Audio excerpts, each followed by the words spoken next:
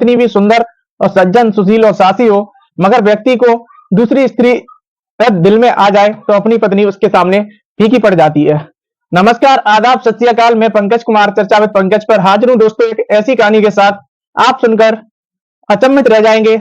और एक अपनी सज्जन और सुशील और सुंदर होने के बावजूद एक पति अपनी पत्नी को कैसे ठुकराता है, उसके बाद में दोस्तों दूसरी लड़की बीच में आकर उसे कैसे धोखा देकर जाती है। दोस्तों हरियाणा प्रदेश का ये मामला है। हरियाणा प्रदेश का एक व्यक्ति जिसका नाम राजेश है। राजेश के पास अपना अच्छा खासा बिजनेस था। उसके पास कपड़ों की फैक्ट्री, उसके साथ साथ अच्छी खासी जमीन थी। मगर राजेश शादी उसकी 2016 में होती है। 2016 में शादी होने के बाद उसका जो पत्नी के साथ इतना अच्छा प्रेम चल रहा था कि दोनों, राजेश पत्नी के बिना खाना नहीं खाता था और वह घर से जाता था तो फैक्ट्री में भी हर बात अपनी पत्नी को बताता था।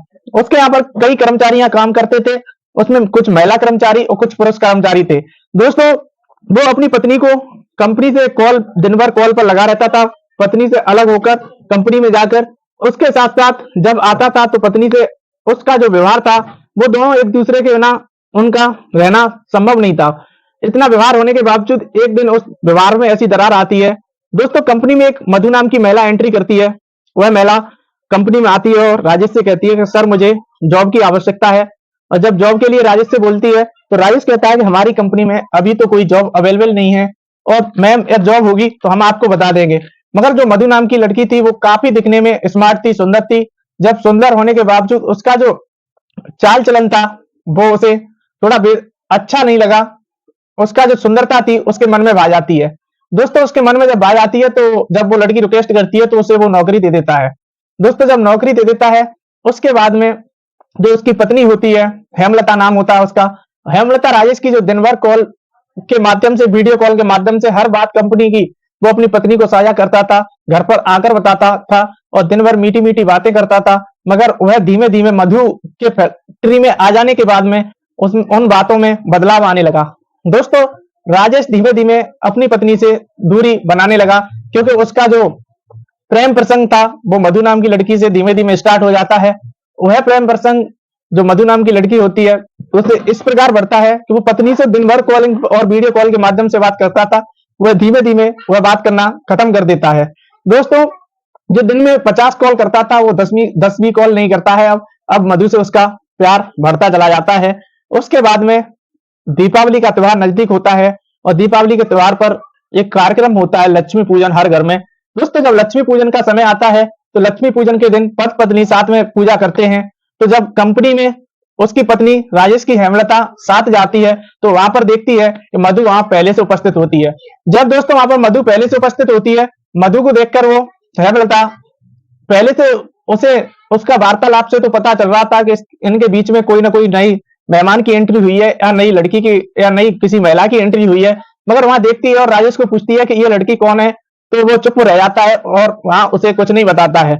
दोस्तों जब पूजन होता है तो पूजन मधु और हेमलता और राजेश तीनों मिलकर वहां पर जो लक्ष्मी जी का पूजन का कार्यक्रम होता है वो पूजन करते हैं। उसके बाद में जब हेमलता घर पर आ जाती है, दोस्तों जब घर पर आ जाती है, आने के बाद उसके मन में विचार यही चलते हैं कि ये राजेश घर पर आए और मैं इसे ये सब पूछूं कि ये लड़की कौन है और इससे क्या चक्कर है, क्योंकि ये पति पत्नी का जो कार्यक्रम होता है उसमें इस लड़की का आना क्यों इतना आवश्यक है, ऐसा क्या इस कंपनी में इसका योगदान है।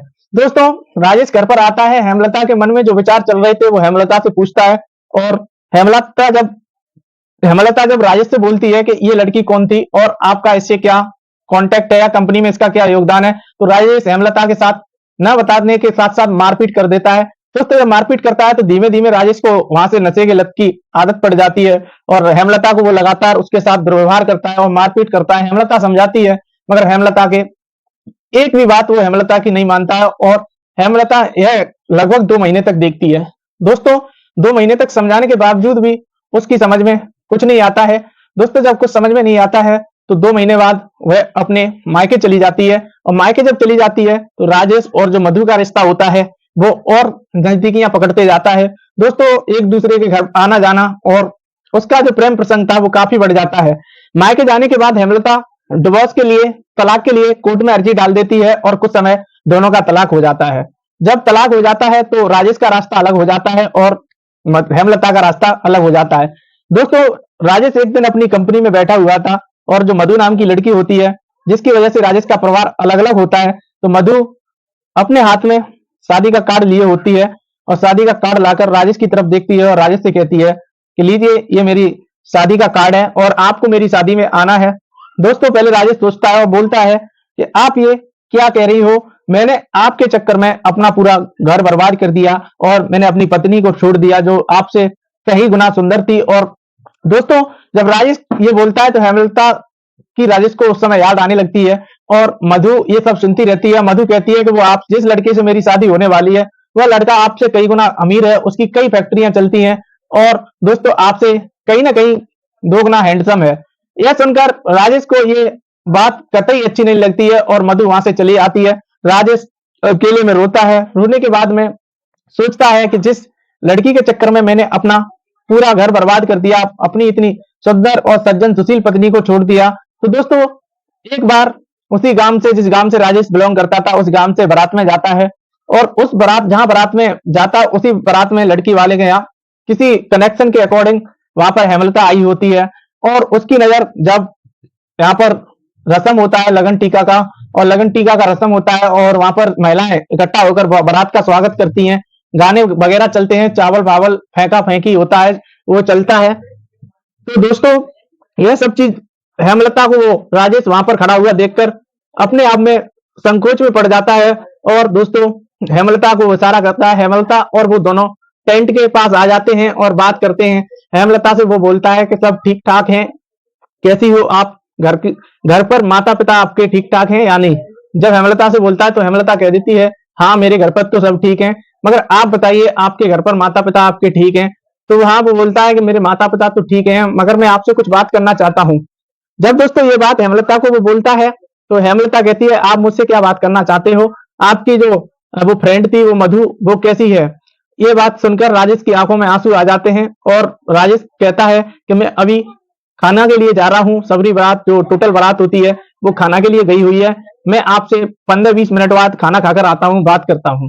दोस्तों, राजेश खाना खाने के लिए चला जाता है और जब खाना खाने के बाद वहां पर वापस लौट कर आता है तो उसके साथ जो वाक्य होता है, वहां पर हेमलता कुर्सी उठाकर लाती है, दोनों कुर्सियों पर बैठकर दोनों घर के आपस के हालचाल लेते हैं और राजेश कहता है, आप इतनी दुबली पतली क्यों हो गई हो।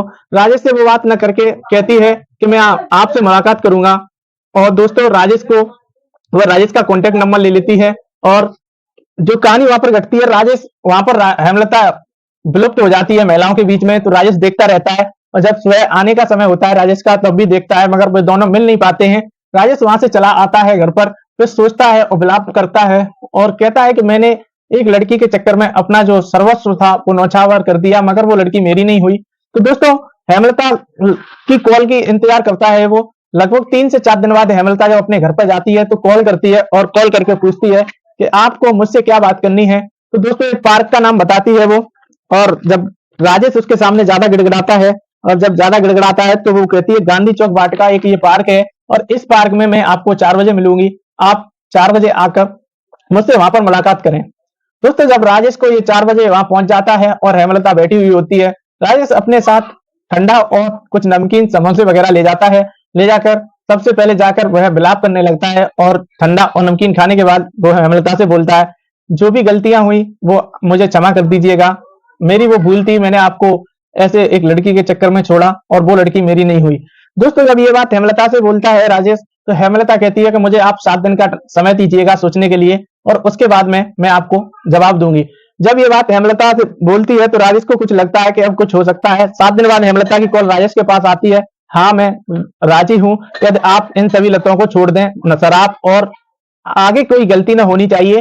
तो ये सब सुनकर राजेश स्वीकार कर लेता है कि मेरी तरफ से कोई गलती नहीं होगी। तो दोस्तों, वह दोनों मिलकर एक मंदिर में शादी कर लेते हैं। शादी करने के बाद वह परिवार फिर से मिल जाता है और एक साथ हंसी और अच्छे तरीका से रहता है।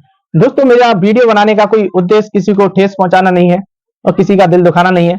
मेरा वीडियो बनाने का जो उद्देश्य है, आपको सतर्क करना है